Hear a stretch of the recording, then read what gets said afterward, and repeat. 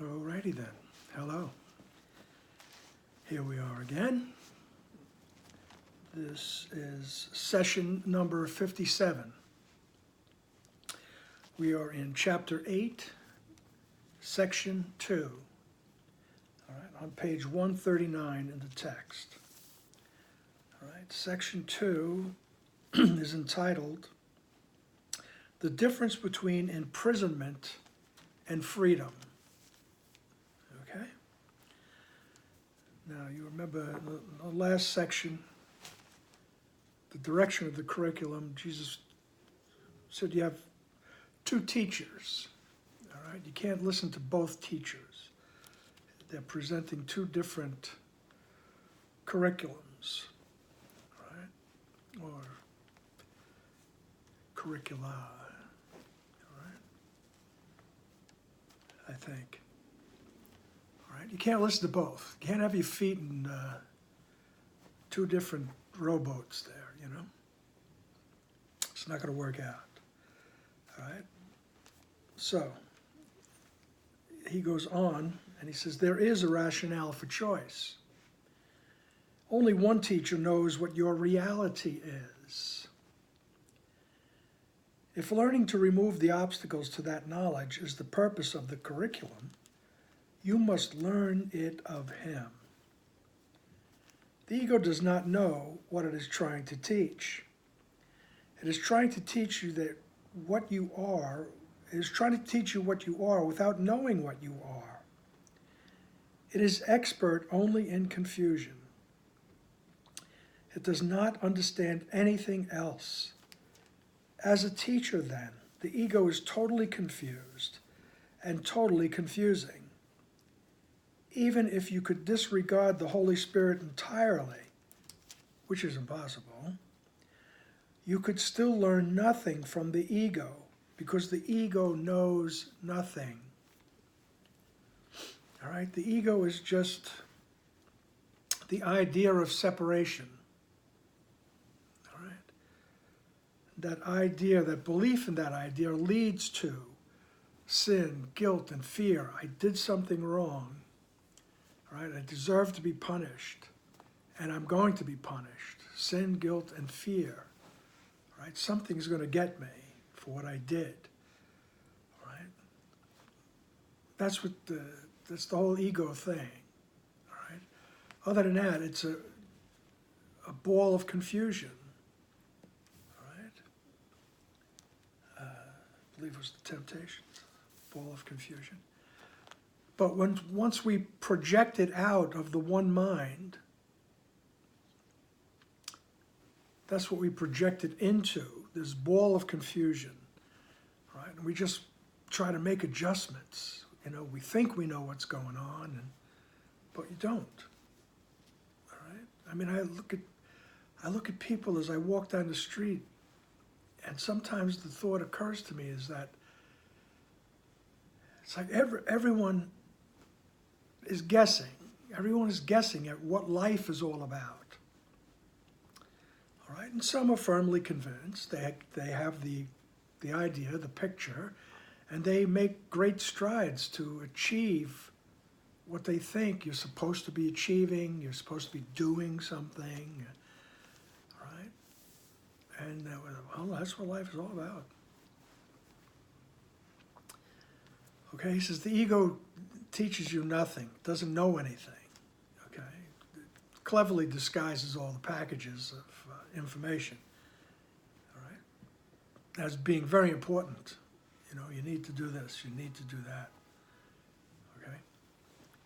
The only thing we really need to do is to accept our own innocence, all right? Accept the fact that you never separated from God. You never separated from your source.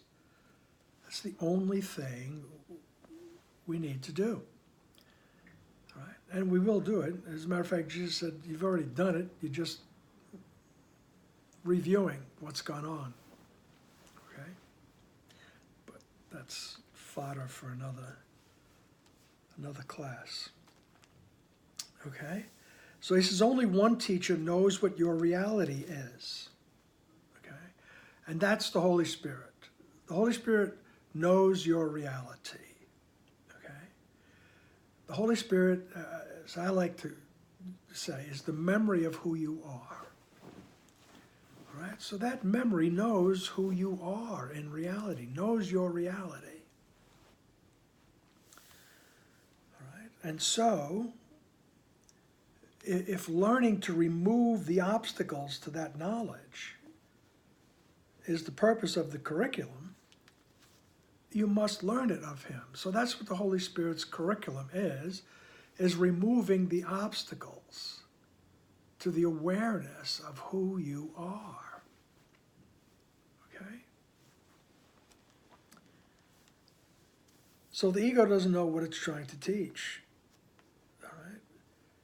It is trying to teach you what you are without knowing what you are.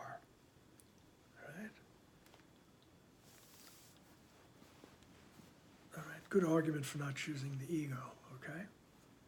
Remember, the ego only guesses, all right? Guesses at what to do next. This is what we have to do. We have to prove that we've separated from God. And then we have to prove that, hey, it wasn't me, it was somebody else. Because when God gets here, he's gonna be looking for that person that started the whole thing. And when God shows up at your door, all right, there's going to be that. You say, man, it wasn't me. It wasn't me. It was him. All right, and we project the guilt. And that's what we do all day. We project guilt. Okay, we project it outside. We project it onto ourselves.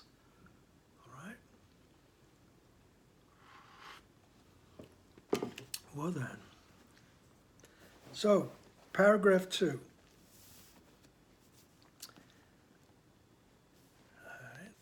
Is there any possible reason for choosing a teacher such as this, such as the ego, who doesn't know what you are? So is there any possible reason for choosing that? Does the total disregard of anything it teaches make anything but sense? Is this the teacher to whom a son of God should turn to find himself? The ego has never given you a sensible answer to anything. Simply on the grounds of your own experience with its teachings, should not this alone disqualify it as your future teacher? Yet the ego has done more harm to your learning than this alone. Learning is joyful if it leads you along your natural path and facilitates the development of what you have. When you are taught against your nature, however, you will lose by learning because your learning will imprison you. Your will is in your nature and therefore cannot go against it. Okay? So, learning is joyful if it leads you along your natural path. All right? So, it's like we say, the world is a prison or a classroom. All right? The difference between imprisonment and freedom. There's freedom in the classroom when we're making a conscious effort to remove obstacles to the awareness of who we are, to the awareness of our reality. All right? And we do that with that formula, so to speak, of asking, help me to see this correctly. Help me to see this through the eyes of peace. Okay? Because peace is the first thing that we need. All right? Because this ego world, this ego gives us nothing but conflict. All right? The separation was an attack, the initial attack, the belief in separation. So I attacked oneness, I attacked God. So I thought. And the ego believes, leads me to believe that. Right? And he says, the ego doesn't know who you are. The ego just doesn't know. So why do you want to keep listening to it? Right? He says, the ego just really, bottom line is, it's just senseless. because the premise is that you left your source, right? You left your home in heaven, okay? You left that abstract existence that seems to be a little frightening along the path, okay? Which is why we resist it, right? But in the immortal words of Dr. Kenneth Wapnick, remember, nobody goes poof, right? You just don't spontaneously combust, all right? So he says the ego has never given you a sensible answer to anything, because the ego's, even if it seems like, oh, okay, that answer calmed everything down, right? There was a truce, a treaty, there was a contract, we decided to just agree to disagree, whatever. Conflict resolution, okay? The next conflict always lies within the resolution, right? The seeds of conflict are in the resolution, okay? So the ego really, even though it seems like, oh, we did it, we figured it out, we came to terms, okay? All right, the ego has never given you a sensible answer to anything, right? He says, and simply on the grounds of your own experience with its teaching, should not this alone disqualify it as your future teacher? All right. I think somewhere else in the book, to paraphrase if I'm not getting it correct, is Jesus says, resign now as your own teacher, for you have been poorly taught. Okay, now it's close. All right, resign as your own teacher. You've been badly taught. All right, and he says that your experience should show you this. All right, it's just that it takes that trust. What they call a leap of faith.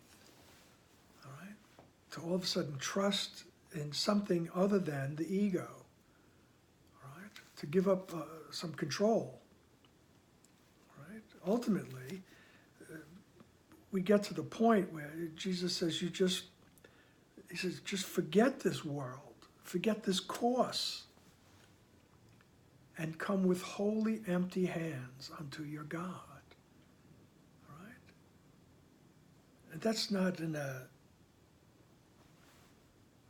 in the prostrating yourself as a supplicant of, oh, please have mercy on me. It's not that. It's just the trust that all of a sudden now, okay, I'm going to meld into the stream, so to speak. All right? I'm going to go into that holy instant. All right? I'm going to merge with the memory of who I am. And that's when the answers will come. That's when solutions will arise, all right? While we're still here, walking around in this dream, all right? And we become lucid dreamers, more or less, all right? Until we get to the point where we're not afraid of the abstract. We're not afraid of abstract existence. We totally understand what's happening, all right? And when the memory fully dawns on us who we are, okay? That's what Jesus says.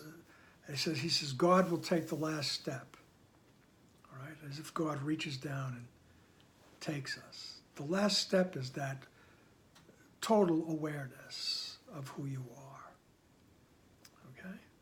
But in the meantime, boys and girls, we're going to be working on removing the obstacles to that awareness.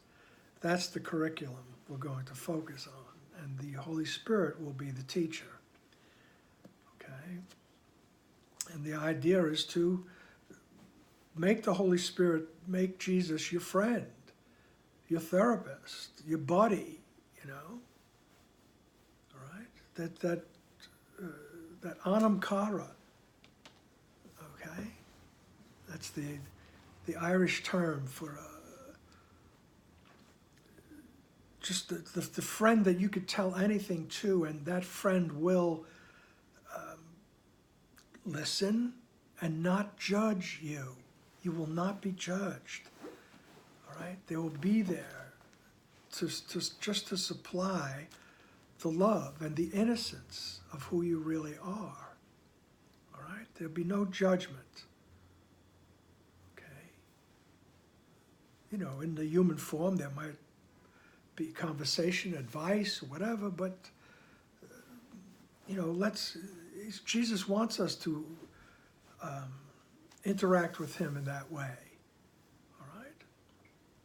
And remember, we're using these terms that are from the Course in Miracles, all right? If there are people out there that have problems with the term Holy Spirit and Jesus and God and all that, okay? It's just, I don't know, try to figure out why you have a problem with that.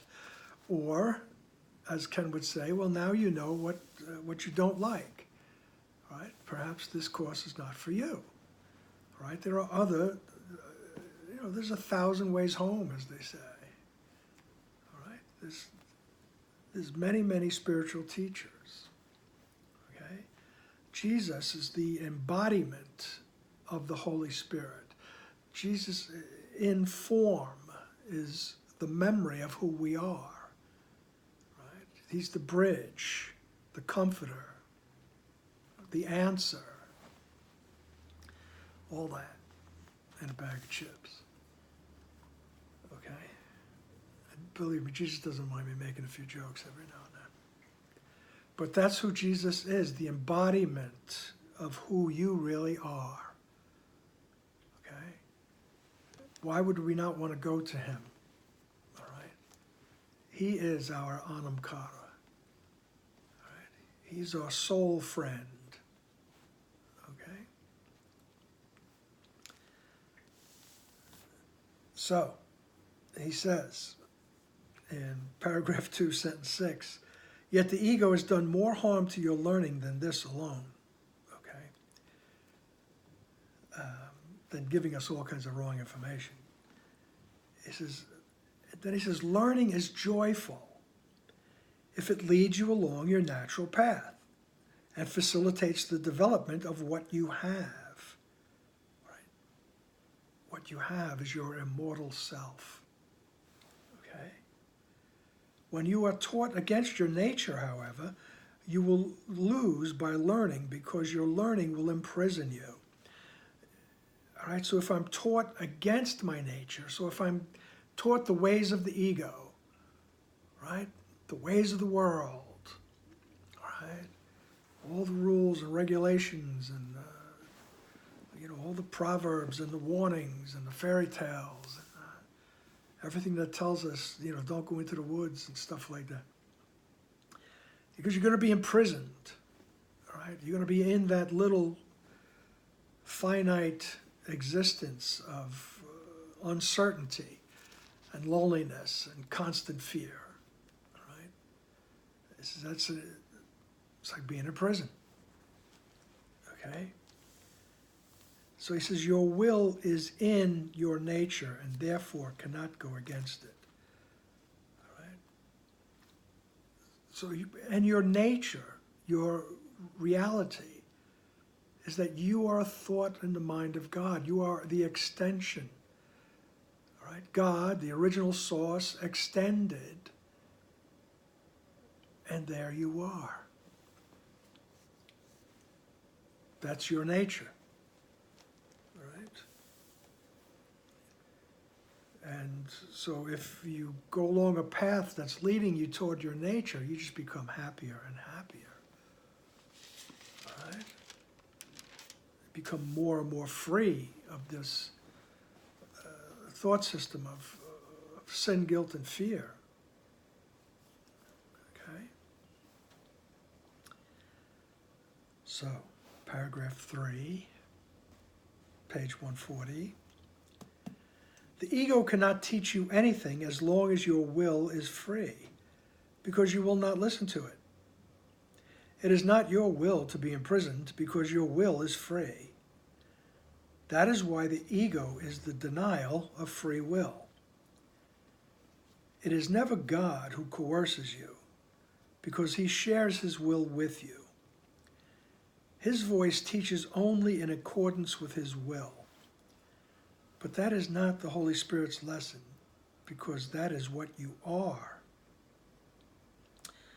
The lesson is that your will and God's cannot be out of accord, because they are one. All right. This is the undoing of everything the ego tries to teach. It is not then only the direction of the curriculum that must be unconflicted, but also its content. So the content of the curriculum must be unconflicted, must be no conflict. All right? And the content of the curriculum is that your will and God's are in accord. They are one. All right? They are in harmony. Okay? Your will and God's will are the same. Okay? And that's God's will is to extend love. All right? And you even notice that when we use words, words are very limiting. Right? But we need them to try to describe the indescribable, actually. All right? That's why he says a universal theology is impossible. Everybody can't believe the same. You know, they just don't. They don't hear the same words the same way. So there can't be just one theology. All right? He says, but he says there can be one experience. There can be a universal experience. All right? And that's what we're leading toward. All right? Even though words are limiting, we need them in our condition. Okay? Until we get to that point where we just, oh, I understand, and it's quite beyond words, okay? And where Jesus would say, you're there already, it's just that you don't realize it. So we have to remove the obstacles to that awareness, okay? But your will and God's will are the same. He says, that's the curriculum. Okay? That's what we're trying to teach. That's what the Holy Spirit is trying to teach. Okay? So the ego tries to teach you that you want to oppose God's will. All right? This unnatural lesson cannot be learned, and the attempt to learn it is a violation of your own freedom, making you afraid of your will because it is free.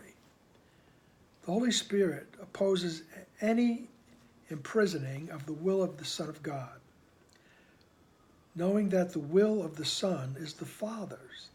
The Holy Spirit leads you steadily along the path of freedom, teaching you how to disregard or look beyond everything that would hold you back.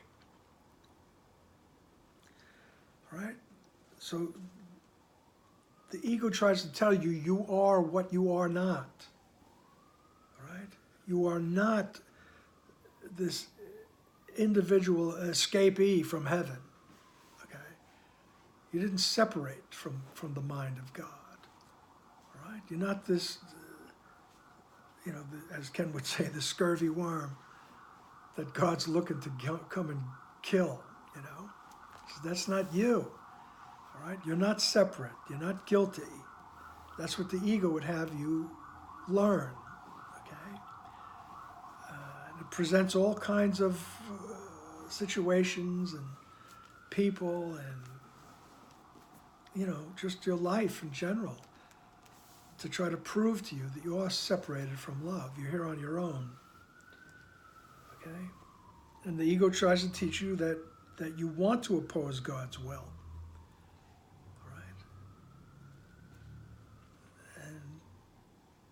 He says this unnatural lesson cannot be learned, it's an unnatural lesson. And it's a violation of your own freedom. Okay? And if you listen to the ego, you become afraid of who you really are. All right? Now, if I say to you, as Jesus will tell you, you are the Christ. You are the extension of the Father. Automatically. For most,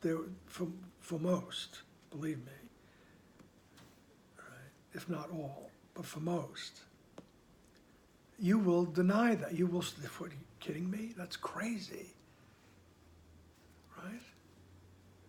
And you would never say that to anybody. I am the light of the world. You'd never say that at the next cocktail party. All right? You wouldn't even say it at Thanksgiving. All right? Because everybody would just, most likely, just be quiet and just back up a little. You know, Uncle Kevin's going crazy again, Mom. All right? But we become afraid of that thought because the ego has taught us that's crazy. Just be quiet, fit in with society. All right? Don't go saying stuff like that. So we become afraid of who we are. All right? We have to, little by little, stick your toe in that cold stream. All right? Until you can allow yourself to be totally immersed and just let the stream take you along. Okay? But the ego's teaching is that you're not that. You're not the light of the world. All right? You're not the channel of peace. Okay? It teaches you you're something else. And that imprisons you. All right? Because being the light of the world, you are free. All right? That's where your freedom is. Okay? Anything else puts you in a prison. Okay. So, let's look at paragraph 5. Okay? We have said that the Holy Spirit teaches you the difference between pain and joy. That is the same as saying he teaches you the difference between imprisonment and freedom. You cannot make this distinction without him, because you have taught yourself that imprisonment is freedom. Believing them to be the same, how can you tell them apart? Can you ask the part of your mind that taught you to believe that they are the same to teach you how they are different? Right? So can you ask the ego to teach you how it doesn't exist? All right? So he says, the Holy Spirit teaches the difference between pain and joy. It's the same as imprisonment and freedom. Right? And he says, you can't make this distinction without him. Okay? Because we've so long wandered through this ego system, this ego world, right? That we can't find the answers within the ego thought system. We can't find the true answer within that system of separation. Because the answer is in the realization that you're not separated from your source. You're not separated from God. You're not different. Okay?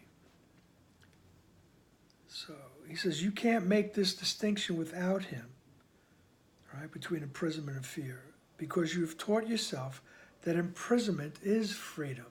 I have taught myself, yay, I'm separated from God. I did it. All right? You feel like Rocky Balboa.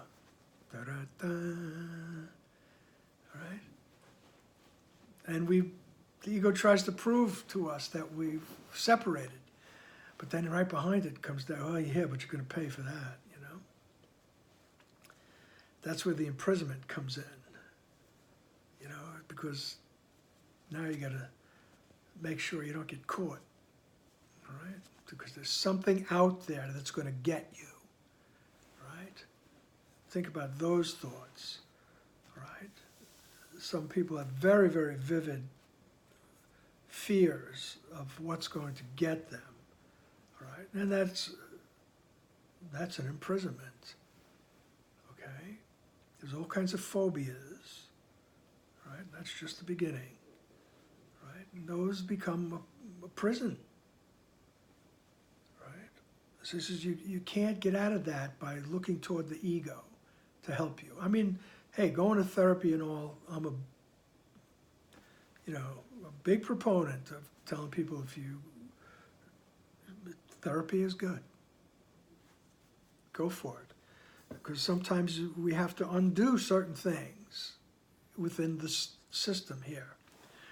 My wonderful teacher, Emily Andrews, who's my first teacher of the Course in Miracles on Long Island, she was a wonderfully intelligent and gentle woman, right? And she once said, sometimes people are like a broken wheel. They're like the spokes.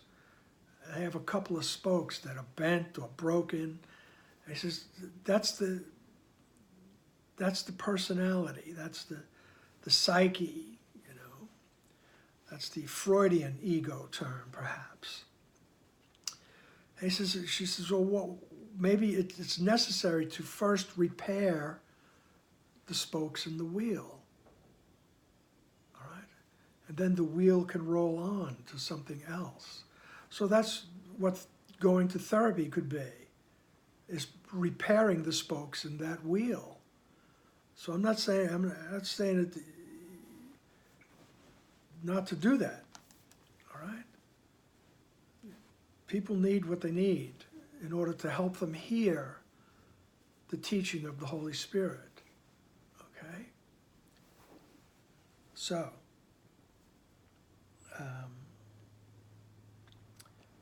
because all these things like phobias and whatever emotional situations we're in, they become prisons, okay?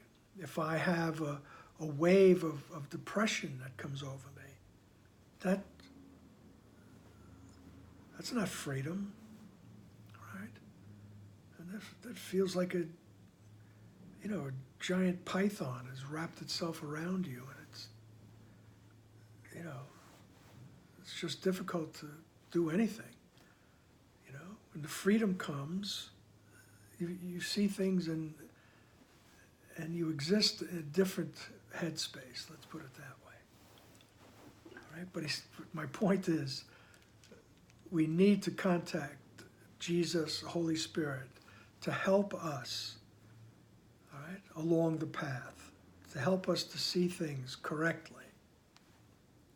Okay? So, he says, the Holy Spirit leads you steadily along the path of freedom, teaching you how to disregard or look beyond everything that would hold you back, right? Help me to see correctly. Help me to see this correctly. So I can look beyond, I can look past that person, that persona that's threatening me or making me angry or whatever. All right? And I can see the situation correctly. I can see through the eyes of peace. Okay? So, you cannot make this distinction without him, all right? Paragraph 5, sentence 3. You cannot make this distinction without him because you have taught yourself that imprisonment is freedom. Believing them to be the same, how can you tell them apart? Can you ask the part of your mind that taught you to believe they are the same to teach you how they are different? Okay? All right then, moving on. Paragraph 6. The Holy Spirit's teaching takes only one direction and has only one goal. His direction is freedom, and his goal is God. Yet he cannot conceive of God without you, because it is not God's will to be without you. When you have learned that your will is God's, you could no more will to be without him than he could will to be without you. This is freedom, and this is joy. Deny yourself this, and you're denying God his kingdom, because he created you for this. Right? He created you for freedom and joy. Right?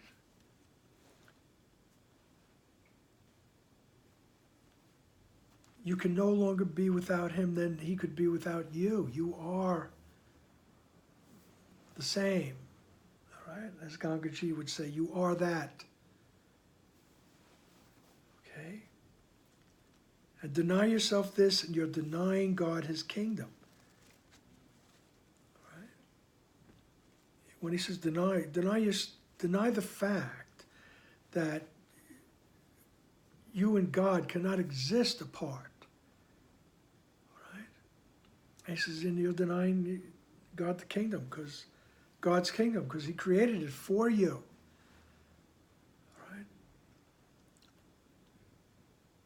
Right? He just extended, and there you were. Right? And the you is it's the oneness. It includes all of us, all of yous. Okay? It's the oneness. So then Jesus goes on to say in paragraph 7, when I said all power and glory are yours because the kingdom is his, this is what I meant. The will of God is without limit, and all power and glory lie within it. It is boundless in its strength and in love and in peace. It has no boundaries because its extension is unlimited. And it encompasses all things because it created all things. By creating all things, it made them part of itself. You are the will of God, because that is how you were created. Because your Creator creates only like himself, you are like him.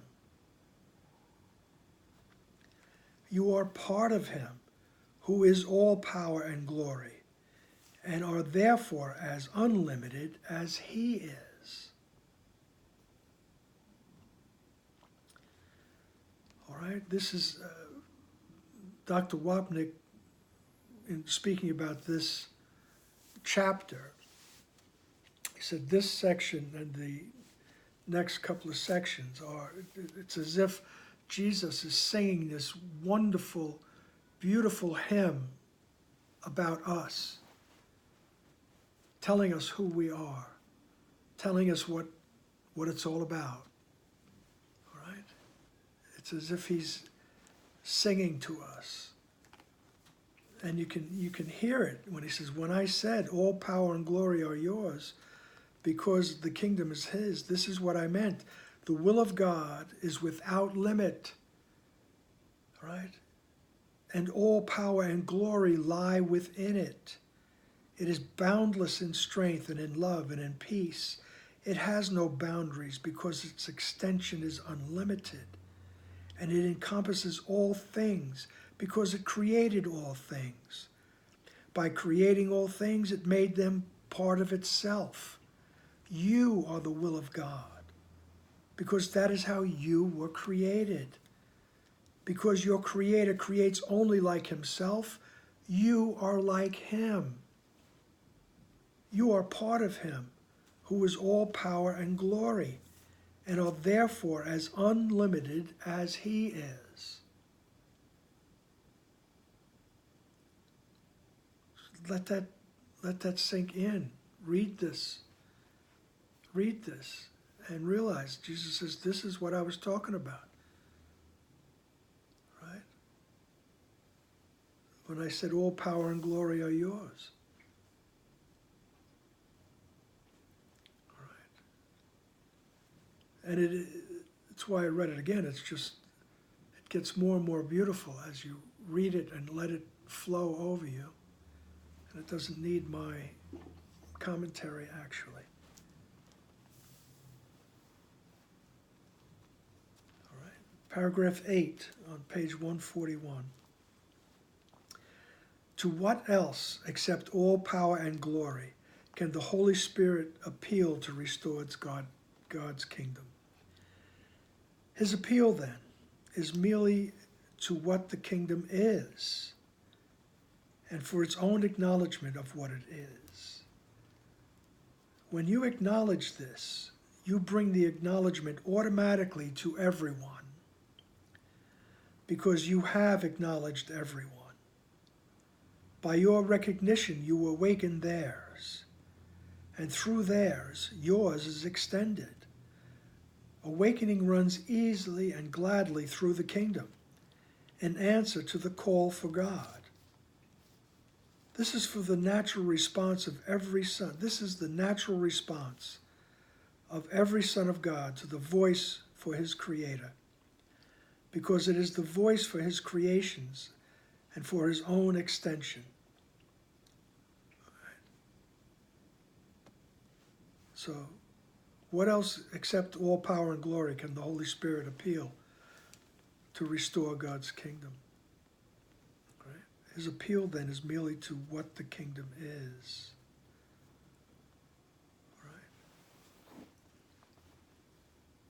Right? And when you realize who you are, like we were saying before, you are the light of the world. Okay? And this is basically what he's saying here. When you acknowledge this, you bring the acknowledgement automatically to everyone. Okay? By your recognition, you awaken theirs. Right? In another part, Jesus will say, when I arose, you were with me when I arose. And that's what he means. Right? When I woke up, you were with me, because we're one. Okay? By your recognition, you awaken theirs, and through theirs, yours is extended. All right? Your recognition, your seeing again, you're seeing again, your recognition. You awaken theirs. They see again who they are.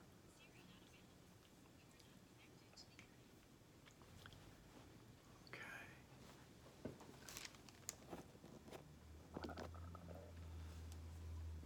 All right. There was a Siri interruption. Okay. I think when I said the word SEEING, I awakened SIRI, and she interrupted the video, but I'm glad to see it's still going. Okay. So your recognition of who you are awakens the recognition of everyone else. All right? Awakening runs easily and gladly through the kingdom in answer to the call for God. This is the natural response of every son of God to the voice for his Creator, because it is his voice for his creations and for his own extension. Okay? So awakening runs easily in an answer to that call for God. Okay? Remember, he says, all are called. All right? The voice for God is calling. All right? And once we begin to answer, it becomes easier and easier. Okay? And this is the natural response of every son of God, all right, is to awaken, because it is the voice for his creations and for his own extension, okay? It's the voice to remember that you are an extension of God.